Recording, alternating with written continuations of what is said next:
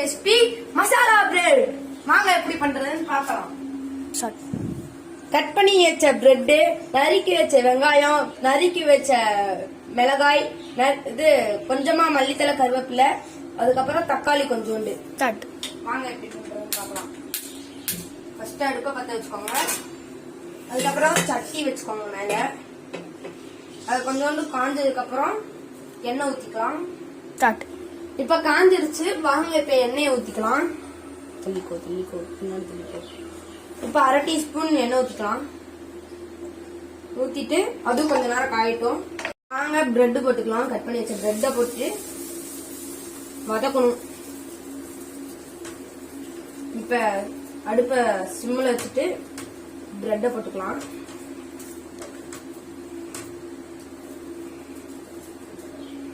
பிரெட்டை போட்டுட்டு வதக்கிடலாம்.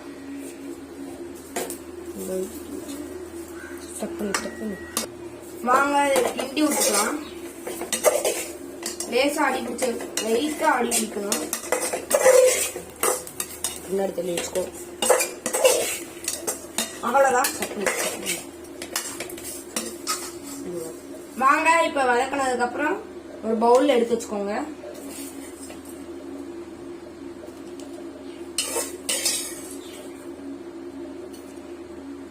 எடுக்கும்போது அதை சாப்பிடுங்க, இல்லாட்டி கருகுனா சாப்பிட முடியாது.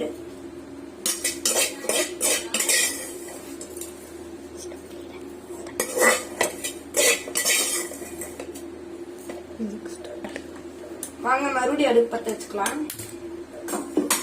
அடுப்பு பத்த வச்சுக்கோங்க.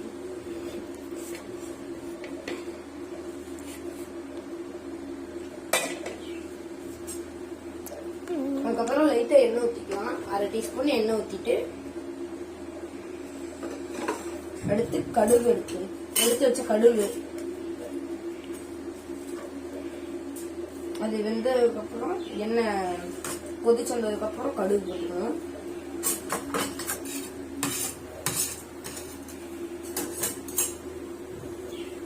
கடுகை உள்ள போட்டுக்கலாம்.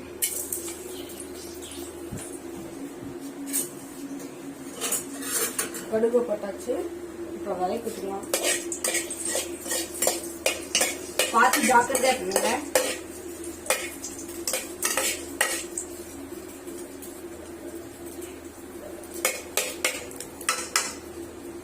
அடுத்து பிரெட் போட்டுக்கலாம். அடுத்து பொடி பொடியா கட் பண்ணி வச்ச வெங்காயம், தக்காளி, பச்சை மிளகாலாம் போட்டுக்கலாம். ஃபர்ஸ்ட் தக்காளி போட்டுக்கோங்க. அடுத்து கருவேப்பிலை, மல்லித்தலை போட்டுக்கோங்க. அடுத்து பொடி பொடியா நறுக்கி வச்ச வெங்காயம், இது பச்சை மிளகாய் போட்டுக்கோங்க. அடுத்து பொடி பொடியா கட் பண்ணி வச்ச வெங்காயத்தை போட்டுக்கோங்க.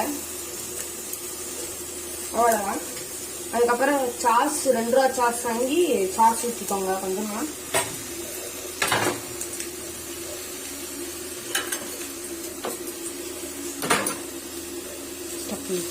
வதக்கி வச்சுக்கலாம். அடுத்து கொஞ்சமா வதக்கி வச்சதுக்கு அப்புறம் சாஸ் ஊற்றிக்கலாம்.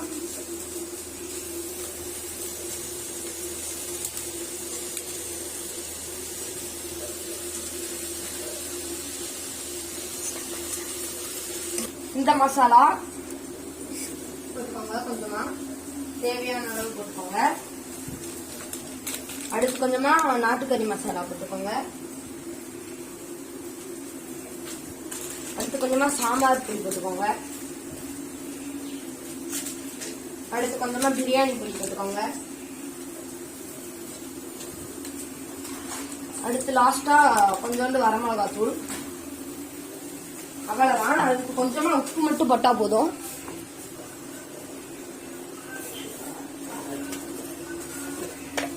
உப்பு தேவையான அளவு போட்டுக்கோங்க. நம்ம தேவையான அளவு போட்டுக்கலாம்.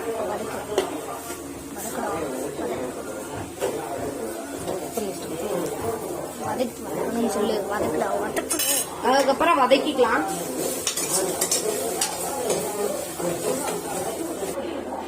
1 டேபிள் ஸ்பூன் தண்ணி ஊத்திக்கலாம். ஊத்திட்டு வதக்கிக்கலாம்.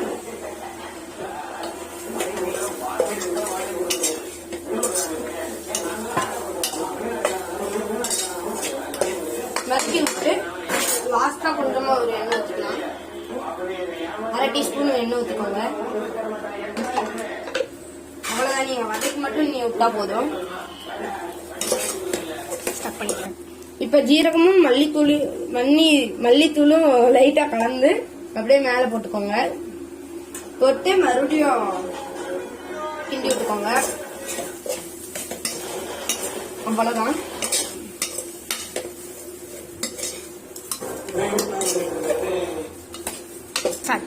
ஹாய் காய்ஸ், இப்ப நம்ம வதக்கி முடிச்சாச்சு. அதுல இருந்து நம்ம இப்ப பவுல்ல டிரான்ஸ்ஃபார்ம் பண்ணிட்டு அதுக்கப்புறம் கொஞ்சோண்டு நான் மிக்சர் போட்டிருக்கேன். நீங்க உங்களுக்கு தேவைன்னா போட்டுக்கோங்க. அதுக்கப்புறம் நாளைக்கு பார்க்கலாம். பாய்.